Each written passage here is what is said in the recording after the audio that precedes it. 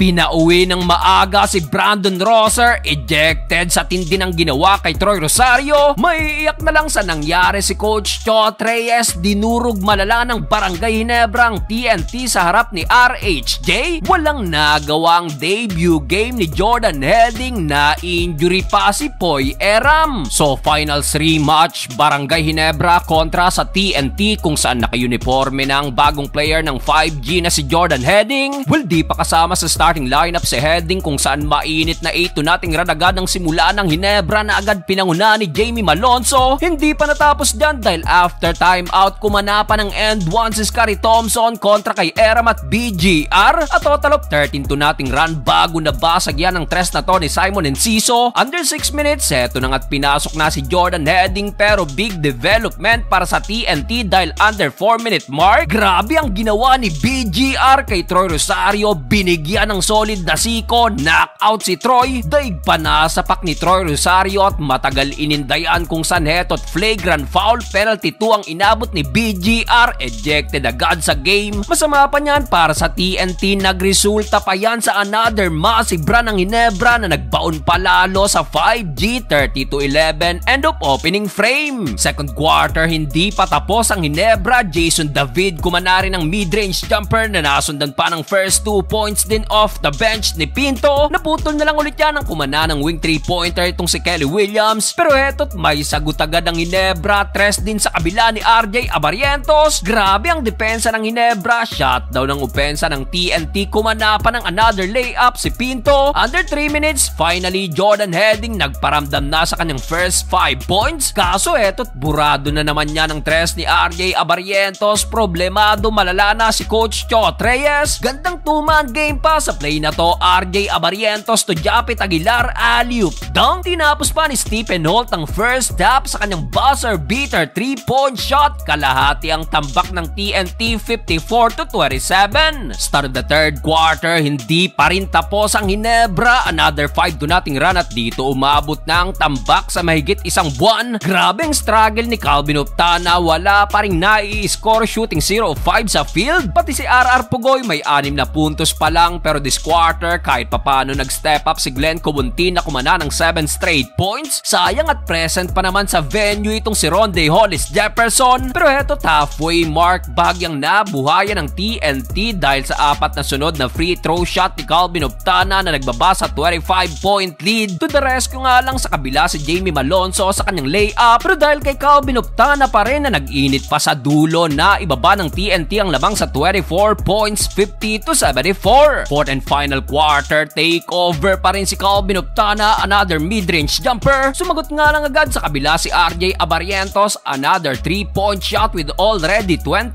points. Nasundan pa yan ang isa mula kay Stephen Holt. Well, tambak na nga ang TNT. Heto pang masama at na-injury pa itong si Poy Eram. Inakay na lang pabalik ng bench si Eram, kung saan sa uli sa laki ng tambak, panalo ang Barangay Ginebra.